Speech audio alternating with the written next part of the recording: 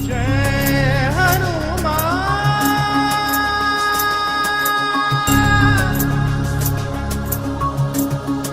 जय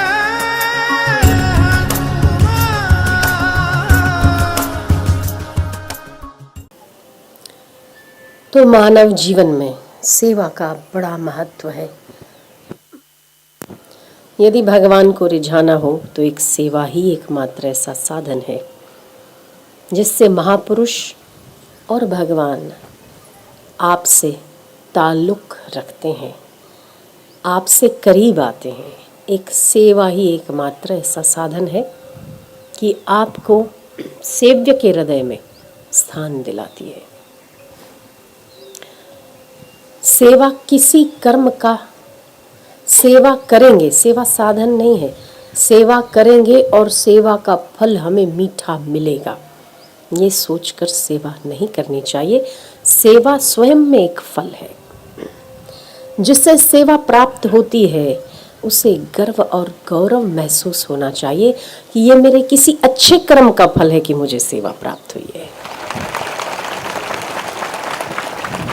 सेवा सामने मिली हो और सेवा सामने नजर आ रही हो फिर भी उसमें लापरवाही बरतना, ये अपने आप के पैरों पर कुल्हाड़ी मारने जैसा है।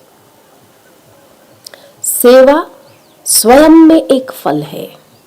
सेवा कोई साधन नहीं है जिस साधन को करने के बाद हमें मुक्ति मिलेगी या हमें कोई मीठा फल मिलेगा। सेवा यदि आए तो सबसे मीठा फल ही है आपके किसी न किसी कर्म का वो सेवा मिलना।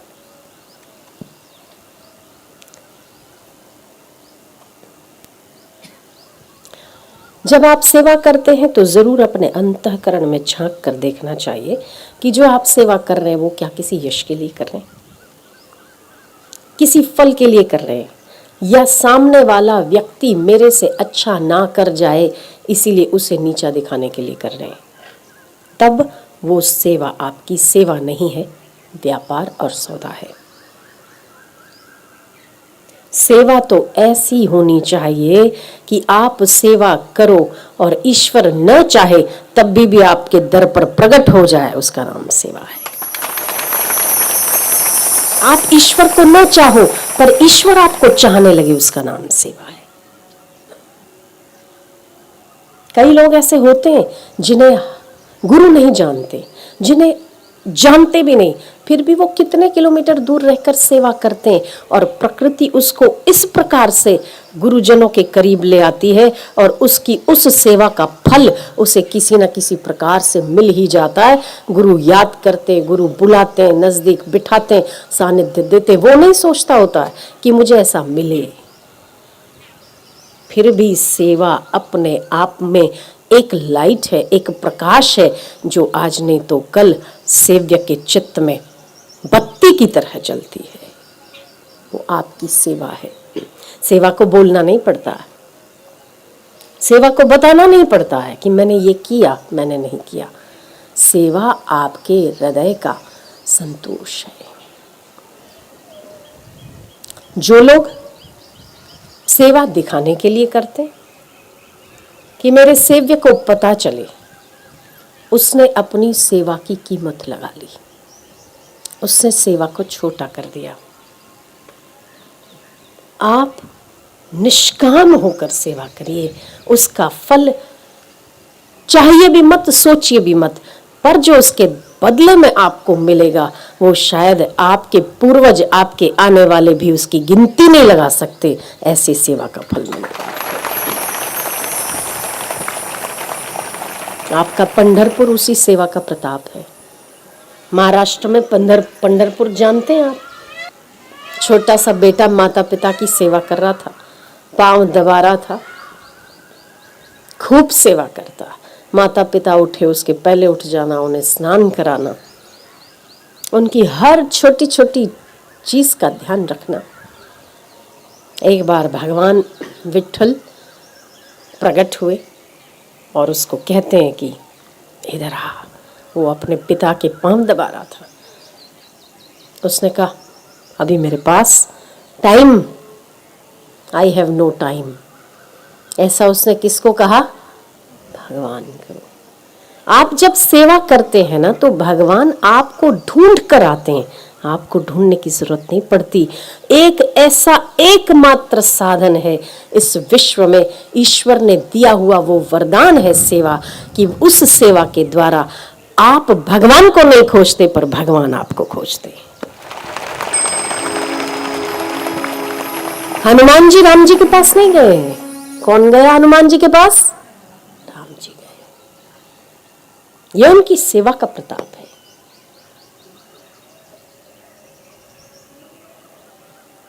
हनुमान जी ने वरदान नहीं दिया, हनुमान जी ने रिक्वेस्ट नहीं की, प्रभु जहां जहां आपके मंदिर बने वहां वहां एक छोटा सा पुतला मेरा भी बनवा दिया करो।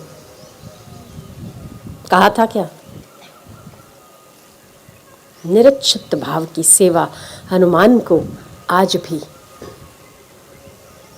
आप हनुमान चालीसा पढ़ते हैं। जिस समय अकबर का जमाना था, हिंदू गुलाम बनता जा रहा था, अपनी वीरता खोता जा रहा था, जब वो शौर्य, शक्ति और साहस जब हिंदू के रग रग से नाबूद होते जा रहे थे, ऐसे समय में अकबर के दरबार में तुलसीदास जी ने हनुमान चालीसा, संकट मोचन, हनुमान बाहुक जैसे विभिन्न प्रकार की शौर्य भरने वाली शक्तियां, शौर्य भरने वाली साखियों का निर्माण किया, जो आज भी आपके हृदय में हनुमान चालीसा आज भी कई बच्चों को याद है, कई बुजुर्गों को याद है।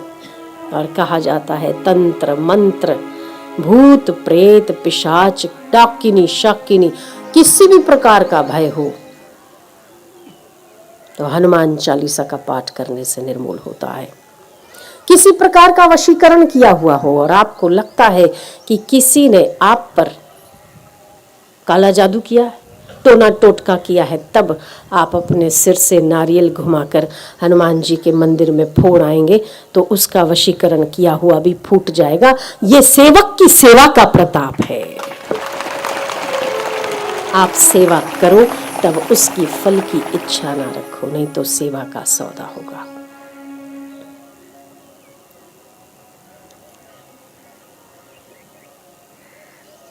वो कहता है बेटा, माता पिता का सेवक बेटा, कि रुक जा, आई हैव नो टाइम। उसने फिर से बुलाया, मैं भगवान, मैं। बोले तो रुक जा, जानता हूं तेरे को, अभी ना टाइम नहीं मेरे पास, मैं अपने पिता की सेवा कर रहा हूं। ये बोलने की ताकत एक सेवक को हो सकती है, स्वार्थी को नहीं। यदि आप किसी सेवा का मूल्य धन चाहते हैं, आप यदि सेवा का मूल्य यश चाहते हैं, यदि आप अपनी सेवा का मूल्य अहंकार का पोषण चाहते हैं, तो आपके भीतर स्वार्थ तांडव कर रहा है पक्का, और आपको वो फल नहीं देगी वो सेवा जो सेवा का फल होना चाहिए। सेवा स्वयं में फल है, सेवा फल देने वाली नहीं। जब सेवा मिले तो गर्व से सिर ऊंचा करो कि मैं आज सेवक बनने के काबिल हो गया।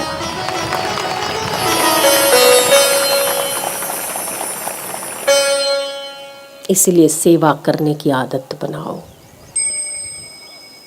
जिसको सेवा करने की आदत नहीं है वो तो स्वार्थी कूप मंडुक उस मेंढक की तरह है जो एक छोटे से कुएं में रहता है और उसी में मर जाता है। तालाब का मेंढक कहता है, जानता है तू तालाब कितना बड़ा है?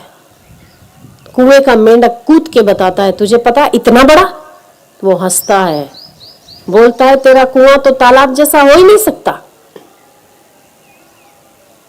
उसी में जीवन पैदा होता है उसका, उसी में बच्चे पैदा करके मर जाता है।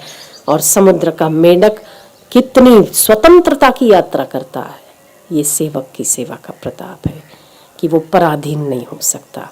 यदि सेवा करके आपके चित्त में प्रसन्नता नहीं आती तो जरूर अपने आप को टटोलना चाहिए कि आपने सेवा का मूल्य कुछ और मांगा है, या अहंकार, या यश, या किसी के आगे अच्छा दिखाने की भावना, मैं सेवा कर रहा हूं, या आप अपनी इमेज या इंप्रेशन, कुछ तो आप में जरूर है जो सेवा का प्रताप और सेवा का फल आपको रस नहीं दे पाता। बुद्धि शुद्ध नहीं कर पाता, जरूर आपकी सेवा में कहीं ना कहीं कमी है। बाकी सेवा करने वाला व्यक्ति न कभी बुद्धू रह सकता है, न कभी रसहीन रह सकता है।